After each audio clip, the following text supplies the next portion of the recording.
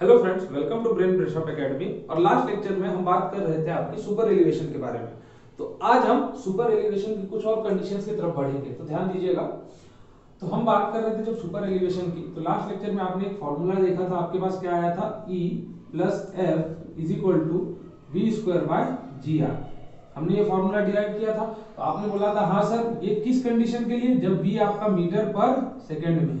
ठीक है, हमने एक और कंडीशन के लिए फॉर्मूला देखा था, E plus F is equal to V square by 127 R. ये डायरेक्ट कंडीशन है जब आपका v किस में है, kmph में है।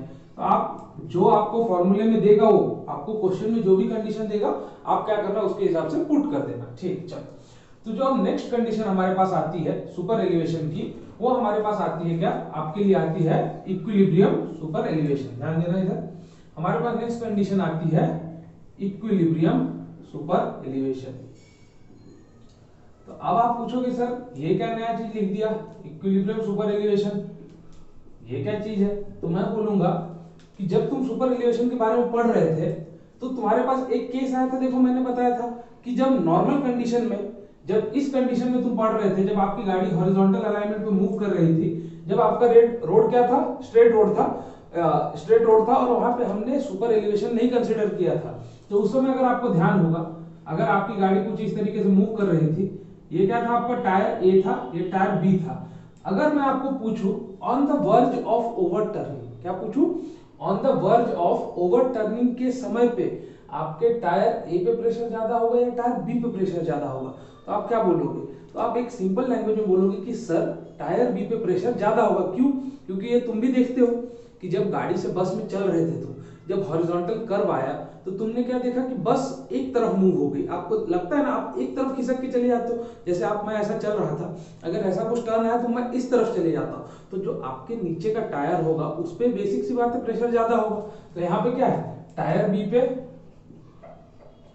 प्रेशर ज्यादा होगा, किससे, टायर ए से। तो आप बोलोगे हाँ sir, on the verge of overturning, on the मतलब जब ये ओवरटर्न, जब इस पे सेंट्रीफ्यूगल फोर्स लगेगा तब की। हाँ, अब इसमें ले लो ऑन द वर्ज ऑफ, जब ओवरटर्निंग होगा, ओवरटर्निंग से हल्का कुछ सेकंड पहले, जब ये अपने एक टायर पे आ जाएगा, on the verge of overturning, जब एक टायर पे गाड़ी आ जाएगी और ओवरटर्न होने वाली होगी, तब क्या होगा, तब आपके आरए पे जीरो हो जाएगा प्रेशर। क्यों? क्योंकि आरए तो उठ चुका है जमीन से, सीधी बात। तो इक्विलिब्रियम सुपर एलिवेशन की जब हम बात करेंगे, तो हम कुछ ऐसी चीजों में डील करेंगे। तो वो देखो, अभी हम किस चीज में डील करने वाले हैं, मैं अभी आपको बताऊंगा। तो देखो यहाँ पे, देखिए, तो हम बात करते हैं कि जब सुपर एलिवेशन आप बात कर रहे थे, कुछ इस तरीके से आप बात कर रहे थे। ये आपका क्या था, ये था आपका इनर एज, और ये हम बात कर रहे थे किसकी, आउटर एज की। ये बात कर रहे थे आउटर एज को आपने ऊपर कर दिया, यही तो सुपर एलिवेशन था। जो ये स्मॉल ई के बराबर था, आपने जितना ऊपर किया। तो मैं बात करूंगा, जैसे ये आपकी व्हीकल थी, ये आपकी व्हीकल थी, तो जब हम सुपर एलिवेशन की बात किए थे, तब हमने वहां पे फ्रिक्शन भी कंसीडर किया था, है कि नहीं। तो इक्विलिब्रियम सुपर एलिवेशन में बस एक चेंज क्या कर देना, कि यहाँ पे जो फ्रिक्शन है हम उसको कंसीडर नहीं करते हैं। पूरा का पूरा सेंट्रीफ्यूगल फोर्स हमारा सुपर एलिवेशन ही काउंटरएक्ट करता है, वहां पे फ्रिक्शन का कोई रोल नहीं होता। यहाँ पे समझो कि उससे होगा क्या। अब यहाँ पे एक चीज देखो, आपको पता था ये वेट का कंपोनेंट नीचे लगता था, हमने बताया था, ये डब्ल्यू, यहाँ पे कुछ पी लगता था जो आपका सेंट्रीफ्यूगल फोर्स के बराबर था। ये क्या था, आर ए, आर बी। ये चीजें क्लियर थी आपको कि उस दिन भी हमने बात की थी। अब देखो, अब बात करो, ये कंपोनेंट नीचे की तरफ था, इसको आपने क्या बोला था, याद है, W cos theta and P sin theta. और जो इधर कंपोनेंट लगा था, ये क्या था, ये P cos थीटा। और जो इधर की तरफ आपका कंपोनेंट आया था, वो क्या था, W sin थीटा। यहाँ पे जब हम सुपर एलिवेशन में बात कर रहे थे, तो हमने फ्रिक्शन भी कंसीडर किया था, मगर इन दिस केस मैं यहाँ पे लिखूंगा, इन equilibrium super elevation, in equilibrium super elevation friction, super elevation friction is not considered, friction is not considered. हम फ्रिक्शन को कंसिडर नहीं करेंगे। तो उससे नहीं करने से हमारा फायदा क्या होगा, वो चीज देखो। मतलब हमको क्या कंडीशन निकल के आती है, बेसिकली हमको वो चीज देखनी है। तो यहाँ पे देखो, आपको पता है एक चीज कि ये W sin थीटा किसके बराबर होगा? P cos थीटा के। ये तो बेसिक सी बात है। Horizontal forces, sum of all horizontal forces 0, sum of all vertical forces 0। तो यहाँ पे देखो, तो पहला केस क्या है? W sin theta is equal to क्या हो गया? P cos theta. Second case में क्या बोलोगे आप? RA plus RB is equal to W cos theta plus P sin theta. RA plus RB is equal to W cos theta plus P sin। चलो इतने case तो हमारे पास clear हो गए। अब आप बोलोगे सर अब आगे क्या करें? इतना तो आपने बता दिया सर, अब आगे क्या करवाओगे? तो हम बोलेंगे चलो थोड़ा मूवमेंट में काम किया जाए। हम बोलेंगे थोड़ा मूवमेंट के साथ खेला जाए कि मूवमेंट यहाँ पे क्या काम करेगा आपका। आपने हॉरिजॉन्टल जब अलाइनमेंट हम फाइंड कर रहे थे तभी भी आपने देखा था मूवमेंट क्या काम करता है। तो मैं आपको बोलता हूं कि ये टायर जो आपका बी है इसके अराउंड आप क्या करो? मूवमेंट ले लो। इसके अराउंड क्या करो? मूवमेंट ले लो। तो आपको एक चीज वहां पता थी, ये हाइट आपकी कितनी थी? ये डिस्टेंस आपका क्या था? h डिस्टेंस था, वो पता था आपको, मैंने बोला था। रोड से जो व्हीकल की आपकी सेंटर ऑफ ग्रेविटी होगी उसकी डिस्टेंस क्या लेते थे? h लेते थे। और ये क्या था? RA से RB के बीच में जो डिस्टेंस है इसको क्या बोलते थे? b बोलते थे। तो ये हाफ डिस्टेंस आपको पता है कितना हो जाएगा? ये हाफ डिस्टेंस किसके बराबर हो जाएगा? b/2 के बराबर हो जाएगा। आप बोलोगे हाँ सर बराबर है।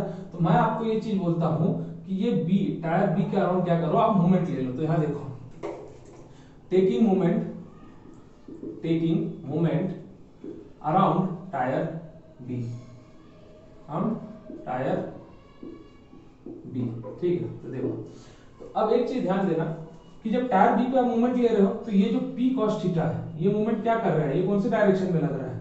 कुछ इस डायरेक्शन में लग रहा है। टायर बी पे ये कुछ इस डायरेक्शन में लग रहा है। तो ये डायरेक्शन आपका कौन सा है? एंटी क्लॉकवाइज है कि नहीं? ये क्या कर रहा है? ये ओवरटर्न को करने की कोशिश कर रहा है, क्योंकि ये देखो P फोर्स है, P कहां पे लग रहा है? इस पे क्या कर रहा है? ओवरटर्न करने की कोशिश कर रहा है। मैं यहां पे लिखूंगा P cos theta into h, कौन सा डायरेक्शन? एंटी क्लॉकवाइज, ठीक है। अब देखो ये जो आपका RA है, ये जो RA ऊपर की तरफ लग रहा है ये भी क्या कर रहा है? ये भी एंटी क्लॉकवाइज डायरेक्शन। यहां देखो RA into h, RA into B, ये देखो ये डिस्टेंस, परपेंडिकुलर डिस्टेंस और प्लस ये फोर्स RA। तो यहां पे क्या हो जाएगा? प्लस RA इनटू B, ठीक है। अब ये तो था ओवरटर्निंग मूवमेंट। अब आप बोलोगे सर मूवमेंट रेजिस्ट कौन सा करेगा? तो मैं क्या बोलूंगा, ये W sin थीटा और W cos theta plus P sin theta को आपने क्यों रखा है? इसका काम क्या है? रेजिस्ट करने के लिए तो रखा है ना। मैंने पहले भी बताया था रेजिस्ट कौन करेगा? वेट करेगा, सीधी बात है। तो यहाँ पे देखो W sin थीटा इस तरफ कुछ क्लॉकवाइज, समझ रहे हो? जो W sin थीटा ये वाला आपका क्या था? ये क्लॉकवाइज था। आप क्लॉकवाइज को पॉजिटिव लो या एंटी क्लॉकवाइज को लो, वो आपके ऊपर डिपेंड है, ठीक है। उसमें कोई आपके ऊपर रोक टोक नहीं है। आप जिसको भी पॉजिटिव लो, सम आपका इज इक्वल टू 0 होगा, सीधी बात है, आपको ये चीज पता है। तो ये देखो W sin थीटा इनटू क्या डिस्टेंस आएगा आपका? W sin theta into h, क्योंकि ये h डिस्टेंस है और W sin थीटा b के अलाउंग लग रहा है। यहां पे मैं लिखूंगा W sin theta into h। इतनी सी बात क्लियर है? चलो सेकंड देखो, ये जो आपका W cos theta plus P sin theta है ये भी तो कुछ इस तरीके से जाएगा। ये भी तो कुछ इस तरीके से यहाँ पे लगाएगा ना B पे, किसके डिस्टेंस के बराबर? b/2 डिस्टेंस के बराबर। तो आप बोलोगे हाँ सर, यहाँ पे लिख दो plus W cos theta plus P sin theta into b/2। Clear है? यही होगा आपका taking moment around tyre B। तो देखो क्या कह दिया आपने? ये P cos theta into h clockwise direction, RA into h clockwise direction, anticlockwise लो या क्लॉकवाइज कोई इशू नहीं है। W sin theta into h anticlockwise B, और W cos theta plus P sin theta into W cos theta plus P sin theta into b/2। ये जो छोटा सा डिस्टेंस है ये हाफ डिस्टेंस b/2। अब यहाँ पे क्या करो, जब आपने इसको फाइंड किया था इसको नाम दे दो 1, इसको नाम दे दो 2। अब बताओ W sin theta is equal to क्या? P cos theta. तो P cos theta is equal to मैं W sin थीटा पुट कर देता हूं, W sin theta into h plus RA into B is equal to W sin theta into h plus, अब देखो W cos theta plus P sin theta किसके बराबर है? RA plus RB के बराबर है। RA plus RB into B/2। W sin theta into h W sin theta into H cancel, ठीक है। चलो RA इंटू बी बचा इज इक्वल टू क्या बचा, RA plus RB into B by, ठीक। अब यहां से निकालो, अब यहां से निकालो, यहां पे क्या होगा 2RA 2RA into b, clear है, is equal to RA into b plus RB into b, ठीक है। तो यहां देखो ये 2RA इंटू बी है, इससे जब आप क्या करोगे, जब इसको इधर लेके आओगे तो क्या बचेगा, RA इंटू बी बचेगा is equal to RB into B बचेगा। अगर मैं बोलूं B से B कैंसल, B से B कैंसल, तो आपका क्या बच रहा है, ये चीज ध्यान देना, RA इज इक्वल टू, मैं यही बताने की आपको कोशिश कर रहा था कि जब इक्विलिब्रियम सुपर एलिवेशन की बात होगी तब आपका RA और RB इक्वल हो जाएगा। सेम चीज जब हम हॉरिजॉन्टल सरफेस पे बात कर रहे थे विदाउट सुपर एलिवेशन, तब आपने क्या देखा था, मैंने स्टार्टिंग में आपको बताया था टायर बी पे प्रेशर ज्यादा होगा, क्यों, क्योंकि गाड़ी आपकी एक तरफ मूव कर रही है। मगर जब आप फ्रिक्शन को कंसीडर नहीं करते हो तब आपको वहां पे क्या मिलता है, तब आपको ये केस मिलता है RA is equal to RB, जो होता है आपके सुपर इक्विलिब्रियम सुपर एलिवेशन का केस। तो अब इसका आप पूछोगे सर काम क्या है, तो आपको काम कहाँ आता है, आपको क्या करेगा एग्जामिनर, क्या करेगा आपको कंफ्यूज करने के लिए, वो क्या बोल देगा, वो क्वेश्चन में ये नहीं देगा इक्विलिब्रियम सुपर एलिवेशन गिवन है, वो आपको क्वेश्चन में क्या देगा कि टायर ए और टायर बी पे प्रेशर सेम है, तो यहाँ पे मुझे आप सुपर एलिवेशन का फॉर्मूला बताओ, आप यहाँ पे मुझे सुपर एलिवेशन का फॉर्मूला बताओ। तो यहाँ पे सुपर एलिवेशन का फॉर्मूला क्या होगा, आप इससे पहले क्या लिखते थे, E plus F is equal to V square by G R लिखते थे। तो यहाँ पे जब F इज इक्वल टू 0 हो गया तो सुपर एलिवेशन का फॉर्मूला क्या बचा, V square by G R. उसको इस चीज में इंटरेस्ट है, तो इस चीज में इंटरेस्ट को लाया कहां से, वो इस कंडीशन से, टायर ए और टायर बी पे प्रेशर सेम करके। इसलिए क्वेश्चन में हमेशा याद रखना कि कभी अगर आपने क्वेश्चन में देखा कि टायर ए और टायर बी पे प्रेशर सेम है, आप दिमाग में एक चीज बैठा लेना कि ये इक्विलिब्रियम सुपर एलिवेशन का केस है, उसके अलावा आपसे बाकी कुछ को नहीं पूछने वाला है। क्वेश्चन इसमें डायरेक्ट पूछे जाते हैं, इसी के लिए बाकी आपको चीजों पे ध्यान देने की कोई जरूरत नहीं है। अब देखो जब इक्विलिब्रियम सुपर एलिवेशन की हमने बात किया तो यहाँ पे हम कुछ डेफिनेशन देख लेते हैं इसकी, कि डेफिनेशन हम क्या लिखेंगे।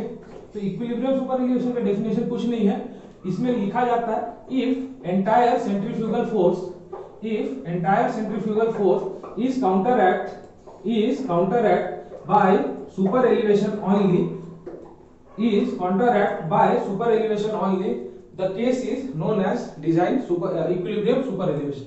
देखो डेफिनेशन देखो, if entire centrifugal force is centrifugal force, if entire centrifugal force is counteracted by super elevation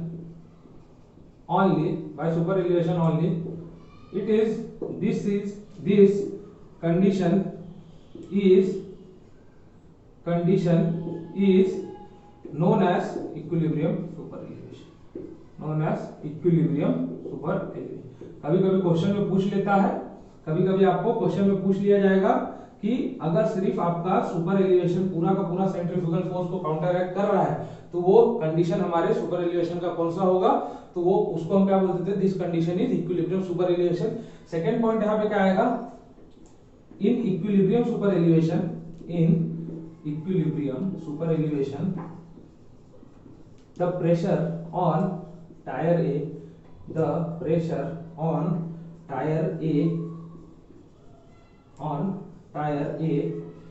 and tyre B are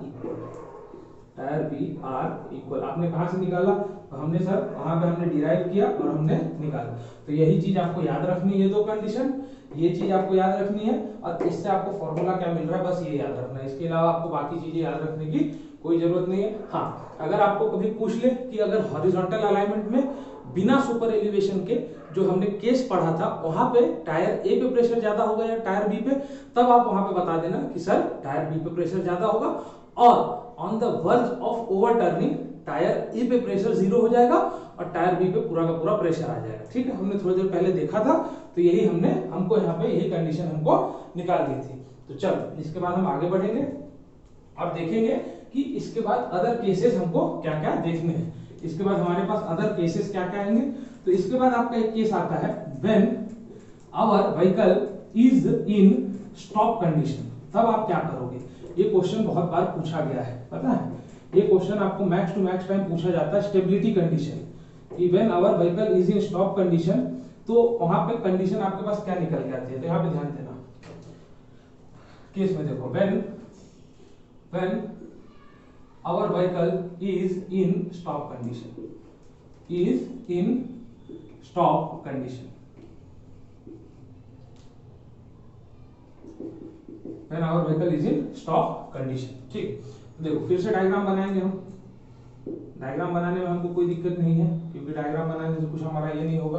देखो फिर से क्या करूं, ये आपका व्हीकल है, ठीक है, ये आपका व्हीकल है। अब देखो, अब हम बात किसकी कर रहे हैं समझना। When our vehicle is in stop condition, अभी व्हीकल मूव नहीं कर रही है, तो आपको एक चीज पता है कि P इज इक्वल टू क्या होता था, mv²/r। जब व्हीकल भैया मूव नहीं कर रही है तो v क्या है, v 0 है। अगर v 0 होगा तो p क्या है, p 0 है। तो यहाँ पे तो कोई सेंट्रीफ्यूगल फोर्स लगेगा ही नहीं, है कि नहीं, यहाँ पे कोई सेंट्रीफ्यूगल फोर्स नहीं आएगा। तो ये जब व्हीकल स्टॉप कंडीशन में, तो इसको रोक के कौन रखेगा? तो आप बोलोगे सर जो रोड पे फ्रिक्शन है, बाकी तो हमारे पास कुछ अवेलेबल नहीं है। इसको इस कंडीशन में रोकने के लिए तो सिर्फ फ्रिक्शन अवेलेबल है। तो फ्रिक्शन अब इस बार कहाँ की तरफ लगेगा? तो आप बोलोगे सर फ्रिक्शन ऊपर की तरफ लगेगा, सीधी बात है। तो इधर क्या लगेगा, नीचे की तरफ। तो आपको पता था ये क्या था, ये W था। तो W का ये कंपोनेंट क्या था, आपको पता था W sin थीटा था। और नीचे की तरफ क्या था, ये वाला कंपोनेंट क्या था, W cos थीटा था। इतनी चीज आपको पता थी। ये था इनर एज, ये था आउटर एज, ये था आउटर एज। ये क्या था, इक्विलिब्रियम सुपर एलिवेशन E के बराबर था। आप बोला हाँ सर। ये क्या था, A टायर, ये क्या था टायर B। तो अब हमको फाइंड करना है कि स्टेबिलिटी कंडीशन के लिए सुपर एलिवेशन और फ्रिक्शन में क्या रिलेशन होगा। स्टेबिलिटी कंडीशन के लिए सुपर एलिवेशन और फ्रिक्शन में रिलेशन निकालना है हमको, ठीक है, किसमें, F और E के बीच में। तो देखो आप एक चीज बोलोगे कि जब तक ये W sin थीटा ये F से कम होगा तब तक आपकी व्हीकल उसी कंडीशन में स्टेबल रहेगी, है कि नहीं। सीधी सी बात मानो कि आप ऐसे एक टेढ़े रोड पे लटके हुए हो, ठीक है, आप एक टेढ़े रोड पे खड़े हो। जब तक आपका बॉडी का जो ऊपर का फोर्स है, जो इस तरफ का फोर्स ज्यादा रहेगा, तब तक आप रुके रहोगे। अगर नीचे वाला फोर्स थोड़ा भी ज्यादा हो गया, आप क्या हो, गिर जाओगे। तो सेम चीज गाड़ी को अज्यूम करो, अपनी जगह गाड़ी को अज्यूम करो कि जब तक फ्रिक्शन ऊपर का ज्यादा होगा, सीधी बात है, फ्रिक्शन ज्यादा होगा, तब तक गाड़ी क्या होगी, अपने पोजीशन पे रुकी रहेगी। अगर ये W sin थीटा थोड़ा भी ज्यादा हो गया नीचे की तरफ, तो गाड़ी क्या होगी, गाड़ी हमारी नीचे की तरफ चली आएगी रोड से। तो हमको वो नहीं करना है, क्यों, क्योंकि वो उससे हमारा नुकसान है। तो यहाँ पे मैं ये चीज बोल सकता हूँ कि vehicle is in stop condition, W sin theta should be less than और equal to F। W sin theta should be less than equal to F। F क्या है, तो F हमारा फ्रिक्शनल फोर्स है जो यहाँ पे लग रहा है, और F क्या है, कोएफिशिएंट ऑफ फ्रिक्शन है। तो मैं ये बोल सकता हूँ W sin theta is less than F into N। आप बोलते थे हाँ सर, बोल सकते हो, क्योंकि यही तो होता है। F इज इक्वल टू क्या होता है, मैंने बहुत बार आपको बताया, F इंटू N होता है। N किसके बराबर होता है, N होता है आपका, यहाँ पे N किसके बराबर होगा, देखो ये N है, N को रोकने के लिए कंपोनेंट कौन सा है, W cos थीटा। तो F into W cos theta, बस इतनी सी बात याद रखो।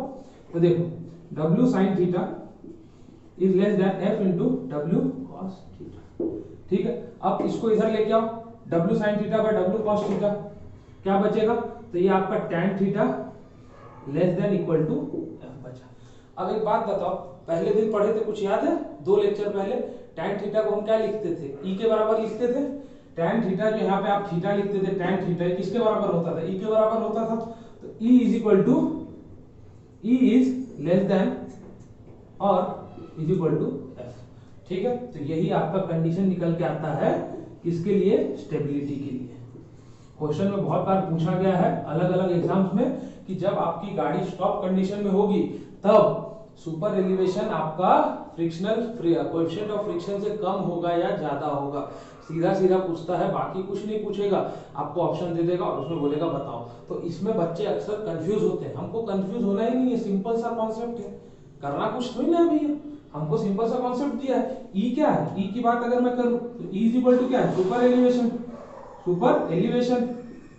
और एफ क्या है, एफ है आपका कोएफिशिएंट ऑफ लैटरल फ्रिक्शन, याद हमेशा रखना, कोएफिशिएंट ऑफ लैटरल फ्रिक्शन, बस यही चीज तो याद रखनी है, बस छोटा सा तो सर पार्ट है, इसके अलावा तो कुछ है ही नहीं। बस ये आप बोला क्वेश्चन में ये चीज दिखी कि when our vehicle is in stop condition, हमको ये मार्क करके आ जाना है, उसके अलावा कुछ दिमाग में सोचना ही नहीं है, हमको क्या करना है, आंसर मार्क करके आना है और आंसर करेक्ट करके आना है। तो ये चीजें जो आपको बोर्ड पे दिख रही है, यही आज का हमारा टॉपिक था, जहां पे हमने दो चीजें कंसीडर की। क्या क्या कंसीडर किया, इक्विलिब्रियम सुपर एलिवेशन और vehicle is in stop condition. अब जो आपके पास नेक्स्ट टॉपिक आएगा वो आएगा आपका किसके बारे में, डिजाइन कैसे करेंगे। अब तो आपने क्या किया, पढ़ लिया, अभी तक आपने क्या किया, पूरा पढ़ा, जो ई फाइंड किया। मगर अगर मैं बोलूं कि अब आप ई डिजाइन करके बताओ मुझे, अब क्या करो, ई डिजाइन करके बताओ कि मैंने आपको वेलोसिटी दे दिया कि ये रोड है, इस पे वेलोसिटी आपकी 60 किलोमीटर पर आवर है, ठीक है, डिजाइन स्पीड। अब मुझे आप डिजाइन करके बताइए कि आप सुपर एलिवेशन आएगा कितना, है कि नहीं। तो अब हम इसके आगे वो चीज पढ़ेंगे। सो मिलेंगे हम अगले लेक्चर में। Thank you all of you, बने रहिए, चलिए।